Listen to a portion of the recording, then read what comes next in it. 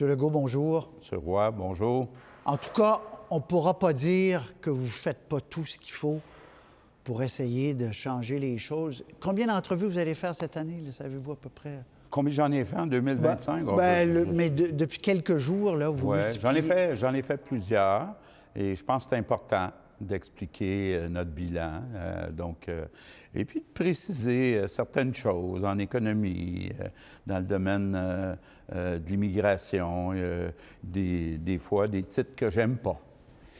Bon, on va en parler de l'économie, on va parler de l'immigration, Ouais. On va parler du français à Montréal. Mais d'abord, la question qui tourne en rond autour de vous tout le temps, inévitablement. Puis là, vous l'avez réglé. Ouais. Vous avez dit la semaine dernière, j'ai fait ma marche, en faisant une blague, j'ai fait ma marche dans la neige. Pourquoi vous restez? Je comprends que vous voulez rester. Pourquoi vous voulez rester? Bien, essentiellement parce que je veux, je dirais pas finir, mais au moins continuer à avancer sur ce que j'ai commencé. Et il y a deux sujets qui sont importants pour moi. L'économie, vous le savez. J'accepte pas que le Québec soit moins riche. On a fait un bout, mais il en reste encore à faire.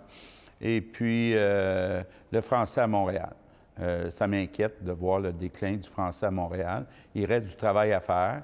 C'est pas facile de négocier avec le gouvernement fédéral. Donc, je veux compléter. Je voudrais pas m'en aller au moment où il reste du travail à faire. Et vous vous dites encore, je suis la meilleure personne dans mon équipe. Parce que si vous étiez... S'il y avait quelqu'un que vous pensiez qui ferait mieux que vous dans l'équipe, est-ce que vous laisseriez votre place? Bien, il y en a beaucoup des personnes dans la relève dans l'équipe. C'est sûr que la CAQ, c'est une coalition. Il y a des gens qui viennent du Parti libéral, qui sont plus économiques ou gestionnaires.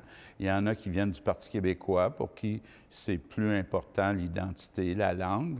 Et puis, bien, j'ai réussi. Puis c'est pas mal moi qui est allé les chercher un par un.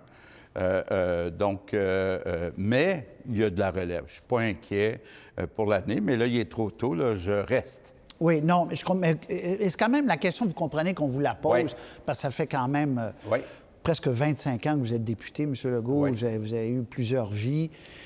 Et on se dit, si on lui présentait des papiers devant lui en disant, avec tel candidat de la CAQ, on a peut-être une possibilité de faire mieux aux prochaines élections. Est-ce que devant des chiffres demain, vous diriez OK?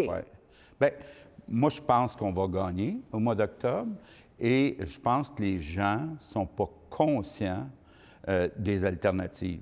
Actuellement, bon, il y a beaucoup de support à M. Saint-Pierre Plamondon, qui pourtant veut faire un référendum.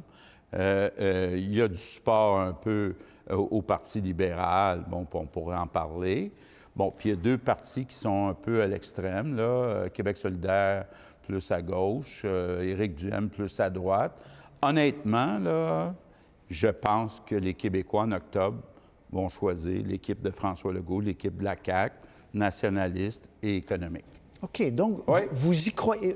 Totalement. Vous y croyez sincèrement être la meilleure personne pour offrir une offre politique aux Québécois, malgré le fait que vous êtes à 16 là, monsieur? Oui, bien, c'est normal. Entre les élections, les gens regardent le gouvernement. On a pris des centaines de décisions. On revient souvent avec 4-5 décisions que les gens ont moins aimées. Mais il faut regarder c'est quoi les alternatives. Puis je n'y crois pas aux alternatives. Je ne crois pas que les Québécois vont voter pour un référendum sur la souveraineté. Je ne crois pas qu'ils vont voter libéral en sachant très bien que c'est la gang à Trudeau qui ne se soucie pas du déclin du français à Montréal. Donc, par différence, ne serait-ce que par différence, je pense qu'ils vont préférer continuer avec moi. Et est-ce que vous êtes conscient qu'il y a un risque de disparition de votre bébé politique, qu'il n'y en a pas de député, zéro? Oui. Bien, c'est un peu normal après 7 ans qu'il y a des dossiers négatifs qui reviennent. Toujours les mêmes 4-5, là, Northvolt, SACLIC, les Kings de Los Angeles. Donc, les gens m'associent à ça, mais ils n'ont pas encore commencé à se dire, est-ce que je veux vraiment un référendum sur la souveraineté du Québec? Est-ce que ça serait une bonne chose pour nous autres? Est-ce que je veux vraiment revenir avec les libéraux? Je pense que ça, là, plus on va s'approcher du mois d'octobre, plus les gens vont examiner les 3 grands choix. OK. Mais le danger de mort, vous y pensez des fois? C'est quand même, vous avez créé un mouvement, là, c'est pas rien. Ouais. Là. Je ne crois pas à ça. Je crois pas. Surtout, je ne crois pas au niveau où est le PQ actuellement. Je ne crois pas à ça, là, parce que, puis on pourrait en parler tout de suite si vous voulez. Oui, défendre le français, bon, le PQ a toujours été vu comme le parti qui défend le français, mais l'économie, on sait très bien que s'il y avait un référendum, bien, il y aurait une période, là, pendant 4 ans, d'incertitude économique qui ferait mal à l'économie. Ça se peut qu'il y ait des gens qui disent « ça ne me dérange pas, le français, c'est trop important ». Mais pourquoi j'ai quitté le PQ? Pourquoi je n'appuie plus le PQ? Parce que je pense, puis je suis convaincu encore aujourd'hui, qu'il y a une grande majorité de Québécois qui ne vont pas voter oui à un référendum. Donc, on se ferait mal économiquement pour rien, parce que je suis certain que c'est pas le oui qui gagnerait. Mais ça, justement, c'est intéressant parce qu'à l'époque, M. Legault, Ouais. vous étiez ministre péquiste, Ouais. puis vous avez même été en charge d'études économiques. Ouais. Là, vous avez là-dessus changé complètement. Vous dites l'indépendance coûterait trop cher aux Québécois. Bon. Mais c'est Ben, pas ça que vous pensiez à l'époque. oui, mais regardez, quand j'ai fait les finances d'un Québec souverain, Ouais. le Québec recevait 4 milliards par année de péréquation. La péréquation, c'est l'argent qu'on reçoit des provinces riches au Québec qui est moins riche. Actuellement, on reçoit 13 milliards par année de péréquation. L'autre chose, puis ça a été dit même, on se souvient par Mme Marois, il y aurait une période économique qui serait mauvaise pour le Québec. Comment mauvais? Jusqu'à quel point? Bien, écoutez, je regarde ce qui se passe avec M. Trump actuellement. Les investissements des entreprises sont sur pause partout au Canada parce qu'il y a de l'incertitude. Est-ce qu'il y aura des nouveaux tarifs l'année prochaine, etc., etc. Bon. Mais j'ai toujours pensé ça, mais je me disais, c'est trop important de sauver le français à Montréal. Ça vaut peut-être la peine de passer au travers une période économique difficile. Mais là, ce qui m'a fait changer d'idée, c'est que je suis convaincu, je l'étais puis je le suis encore, qu'il y a une majorité de Québécois qui ne vont pas voter oui.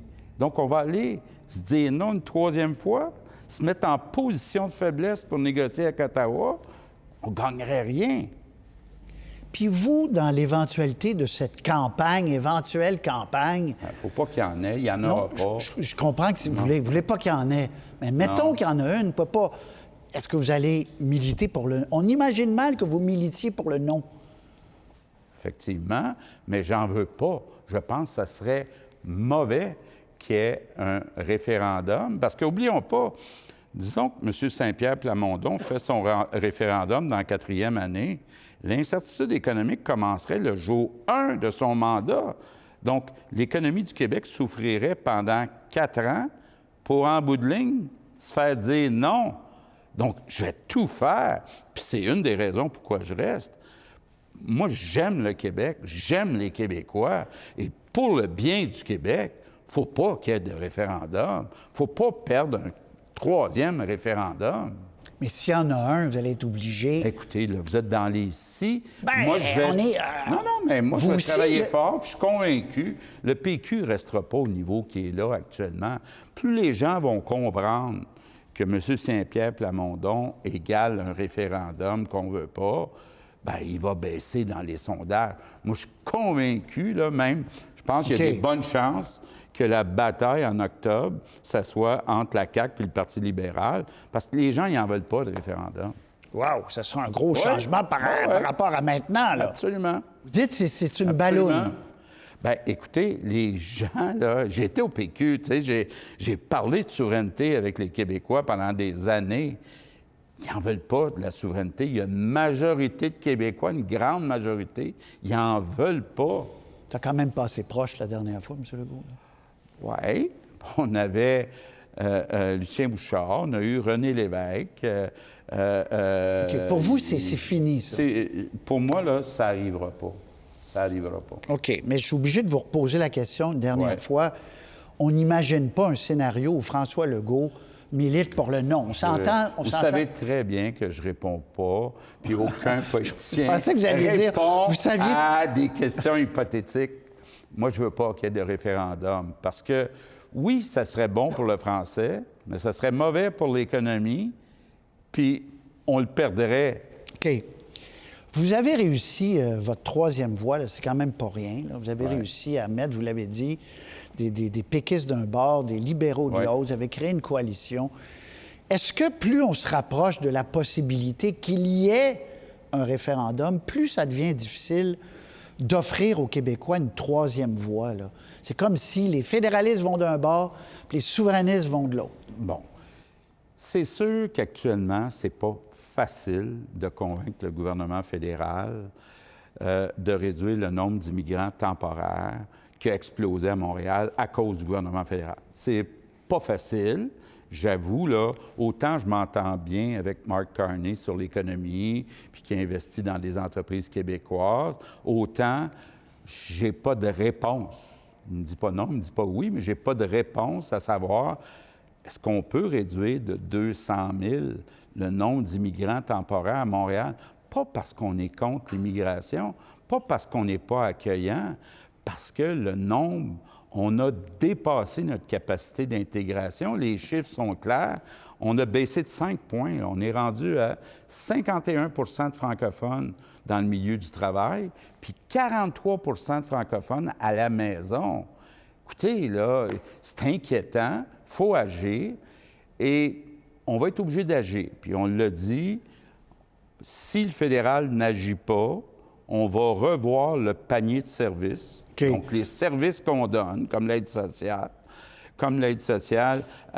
aux immigrants temporaires de Montréal, pour les convaincre, à un moment donné, de ne pas rester à Montréal, parce qu'actuellement, d'avoir ajouté 200 000 immigrants temporaires à Montréal, mais ça, on y arrive pas. C'est intéressant, mais ma question, c'était la souveraineté puis le fédéralisme. Là, mais là, vous m'avez répondu. Ce que je dis, c'est que... Dans une période où il y a une bataille qui reprend, que vous avez bien connue, être une troisième voie, c'est-tu possible? Bon. Bien, tu sais, oui, la souveraineté du Québec, là, je l'avoue, pourrait aider le français à Montréal parce que dans un pays... Tous les leviers. Dans un pays, on aurait tous les leviers, entre autres en immigration. Par contre, à partir du moment où on sait qu'une majorité de Québécois vont voter non, on s'en va nulle part, là. Mais j'entends des souverainistes vous dire, mais venez nous aider. Ben oui, vous avez un tirant d'eau. Vous avez... J'ai été là, j'ai aidé. On a eu René Lévesque, on a eu Lucien Bouchard. Il y a une majorité de Québécois, puis là, on ne parle pas de quelques pourcents comme le dernier référendum. Il y a une majorité de Québécois qui ne veulent pas la souveraineté du Québec. M. Legault, les médecins. Je pense qu'à chaque fois, puis ça fait 24 entrevues que je fais avec vous, de longues entrevues. Peut-être pendant 20 entrevues, on a parlé des médecins ensemble. Vous m'aviez dit, cette fois-ci, on va aller au bout. Je vous cite même, vous aviez dit à l'opposition il y a quelques jours, il y a 3 partis qui veulent s'écraser, reculer, ne pas aller jusqu'au bout, être à genoux devant les puissants syndicats de médecins. Avec respect, on a un peu l'impression que vous êtes mis à genoux encore une fois. Pas du tout. Écoutez, d'abord, les résultats vont être là. Puis je demande aux Québécois d'être patients. D'ici l'été prochain, je ne parle pas dans 10 ans, là, je parle avant la prochaine élection, il va y avoir des centaines de milliers de Québécois qui n'ont pas accès à un médecin de famille, qui vont avoir 500 000. accès à un médecin de famille. Pourquoi? Parce qu'enfin, on a convaincu les médecins de dire 50 de votre rémunération, ça va être par patient pris en charge, qu'on appelle la capitation. C'était 0 avant.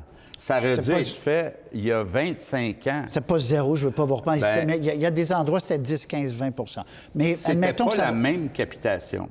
Là, quand on dit capitation puis une prise en charge, le médecin doit s'engager avec d'autres médecins à un taux d'assiduité. Ça veut dire qu'un patient qui a un problème P4 ou P5 doit être vu en dedans de 24 ou 48 heures par son médecin ou son GMF. Donc, c'est tout nouveau comme approche et c'est 50 de la rémunération. Puis ça va donner un médecin de famille à des centaines de milliers de Québécois. Maintenant, quand on négocie, là, j'ai négocié souvent dans ma vie au privé puis au public, bien, on commence ici, le syndicat commence ici, puis on se rejoint au milieu. Mais là, on s'y rejoint où des centaines de milliers de Québécois, d'ici l'été prochain, vont avoir un médecin de famille, puis 50 de la rémunération, enfin, va être payée par patient pris en charge. Votre ministre de la Santé avait dit, de tout temps au Québec, ça va être en anglais, il dit « We pay and we pray ». On leur donne l'argent, puis on prie que ça marche. Ouais. C'est un peu ça. Vous avez enlevé les pénalités. Là, il y a des incitatifs pour qu'ils voient 500 000 patients nouveaux. Vous avez raison. Mais s'ils ne le font pas, il arrive quoi? On revient dans le même fil? Pensez-vous que les médecins vont perdre 50 de leur rémunération parce qu'ils ne veulent pas prendre en charge plus de patients? Pensez-vous vraiment ça? Non. En pratique, là, les médecins vont vouloir aller chercher ce 50 de rémunération par la prise en charge. Donc, moi, je suis confiant. Puis les Québécois nous jugeront à l'automne, là, que vous allez voir enfin un changement drastique dans la façon de fonctionner des médecins de famille d'ici l'été prochain, donc dans les prochains mois. OK, plus de gens qui auront accès à un médecin de famille. Oui. En même temps, il y a eu une crise épouvantable. Aurait-on pu éviter cette crise-là? On me dit, moi, que quelque part, avril, mai, juin, là, vous auriez pu signer cette entente-là, la FMOQ. Non, pas du tout, pas du tout. En avril, mai, juin, il n'était pas question d'avoir 50 de la rémunération par capitation. J'oserais vous dire, puis là, bon, on spécule, que si on n'avait pas adopté le projet de loi 2, on n'aurait pas d'entente aujourd'hui. À un moment donné, dans la vie, là, quand on veut négocier, bien, il faut, à un moment donné, en demander plus pour en avoir moins. C'est comme ça que ça marche. Et je pense que si on n'avait pas forcé le jeu, on serait au même endroit que les gouvernements précédents, puis on aurait reculé, comme Philippe Couillard le fait, puis on n'aurait pas changé le mode de rémunération, comme c'était le cas depuis 25 ans. Là, on change 50 de la rémunération. C'est énorme. Christian Dubé est à l'aise avec l'accord? Oui, oui. Écoutez, il s'en ira pas bientôt? Bien, écoutez, Christian, je lui souhaite des grosses vacances, là, parce que c'était dur. Puis il y a du monde qui a été dur avec lui aussi. Du monde qui l'ont critiqué. Est-ce que lui a pas commis aussi des erreurs stratégiques? Est-ce que ça n'a pas monté trop haut, tout ça? Je pense pas, parce que quand on entendait que Christian Dubé disait toujours non, moi puis Christian, on se parle à tous les jours, là. Tous les deux, on disait non. Donc, s'il y a des gens qui veulent reprocher à Christian d'avoir dit non, bien, ils doivent me le reprocher à moi aussi. Puis c'est normal, à la fin, que ce soit le premier ministre qui tranche. C'est comme ça dans toutes les grosses négociations. Ce qui est normal, je reviens au français, M. Legault, c'est normal que les gens s'inquiètent du français à Montréal. En même temps, vous avez aboli le PEC et il y a des francophones de Belgique. Je ne sais pas si vous avez vu en fin de semaine dans le Journal de Montréal, il y a d'autres, nous, on a eu d'autres cas aussi il y a 2 semaines, de francophones, des médecins ou des pharmaciennes qui ont choisi le Québec, puis là, qui ne savent pas s'ils vont devoir partir ou pas. Il y en a une qui veut aller en Ontario. Est-ce que pour les gens qui parlent français, vous ne pourriez pas dire « laissez-les passer » ? Bien, parle français. Là, je parle français, des Français. Oui, parle français à la maison, parle français au travail. Une Belge. Oui, OK. Bien, on est ouvert à ça. Mais à Montréal, OK, en région, il n'y a pas de problème avec les gens. Ils vont pouvoir s'inscrire à un nouveau programme qui s'appelle PSTQ, où ils vont pouvoir être acceptés. Mais à Montréal, on doit réduire de 200 000 le nombre d'immigrants temporaires. Ça, ce sont des travailleurs, des demandeurs d'asile et des étudiants. C'est malheureux, là, encore une fois. Le problème, ce n'est pas les étudiants, ce n'est pas les immigrants, c'est le nombre Okay. 200 000 de plus en 2 ans, ça n'a pas de bon sens, ça dépasse notre capacité d'intégration. OK, mais pour ceux qui parlent français, je m'adresse au premier ministre. Ouais. Il y a devant des cas aberrants, M. le premier ministre. Bon, il y en a qui pourraient dire, il y a aussi l'intégration à nos valeurs, l'égalité homme-femme, la laïcité. Donc, Là, des Ukrainiens qu'on a accueillis. Bien là, il faudrait les regarder un par un. Moi, je suis ouvert à regarder ça un par un, mais on a un problème d'intégration actuellement, là, puis le français est en chute libre. Il faut arrêter ça. OK, M. Legault, ça va vite. Je veux absolument pas, avant de vous laisser aller, je veux vous parler de ce que M. Carney est en train de faire. Il a démantelé, selon les termes de son propre député, M. Guilbeault, une partie des règles environnementales pour faciliter un nouveau pipeline et la production de pétrole. C'est comme s'il disait, le Canada, on produit du pétrole, on va l'assumer, puis on va polluer plus. Qu'est-ce que ça change au Québec, cette nouvelle attitude-là? Bien, il n'est pas question de passer un pipeline au Québec sans l'accord du Québec. Ça, c'est la première chose. Deuxième chose, le Québec est l'État, sur les 60 États et provinces en Amérique du Nord, qui a le moins de GES par habitant. Puis en plus, on a 200 milliards de projets chez Hydro-Québec pour ajouter de la capacité d'énergie renouvelable. Donc, au Québec, là, on n'a pas changé d'idée. On a encore la bourse du carbone avec la Californie. Donc, bon. Pas d'autres reculs non. parce que M. Carney recule. Bien, il faut qu'il y ait un équilibre. Il faut qu'il y ait un équilibre. Puis bon, Bernard Drinville a travaillé. À un moment donné, on ne peut pas être tout seul à mettre des objectifs de voitures électriques si tous les autres en Amérique du Nord n'ont pas les mêmes objectifs. Donc, bon, ce qu'on essaie de faire aussi, c'est sans réduire les standards, réduire les délais pour les projets, entre autres pour les projets d'Hydro-Québec. Donc, les délais en environnement, les BAP et tout ça, de passer de 18 mois à 9 mois.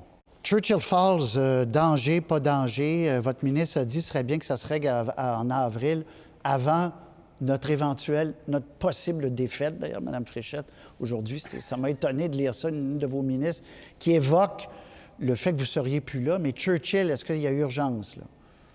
Bien, écoutez, l'entente avec Churchill, c'est jusqu'en 2041. On a un deal en or, 0,2 cents le kilowattheure. Bon, là, ce qu'on leur dit, on va vous payer autour de 6 cents, mais on veut amener ça jusqu'en 2075. Puis en plus, on veut faire Gull Island ensemble. Moi, je pense que c'est gagnant-gagnant. Je pense que c'est un peu normal que, bon, on est passé d'un gouvernement libéral à un gouvernement conservateur qui dit « je veux que l'entente soit à mon goût ». Bon, on va les écouter, mais je pense que c'est une entente qui est gagnante-gagnante. Moi, je suis optimiste qu'on va régler. Avant la prochaine élection? Oui. M. Legault, donc, il n'y a rien qui va vous faire changer d'idée. Vous aimez les chiffres, là. Il n'y a pas de chiffres, pas de sondage. On vous revoit lors du débat des chefs, entre autres. La campagne électorale, vous allez être là la prochaine fois. Oui, puis j'ai très hâte au débat des chefs, entre autres avec M. Saint-Pierre Plamondon. Puis là, bien, on verra si c'est M. Rodriguez, M. Milliard ou M. Blackburn. Mais ce que je sais, c'est que les trois ne sont pas d'accord pour réduire le nombre d'immigrants temporaires à Montréal pour sauver le français. Donc, j'ai très hâte d'en débattre avec un des trois. Joyeuses fêtes à vous, à toute votre famille. Joyeuses fêtes, M. Roy. Au revoir. Merci.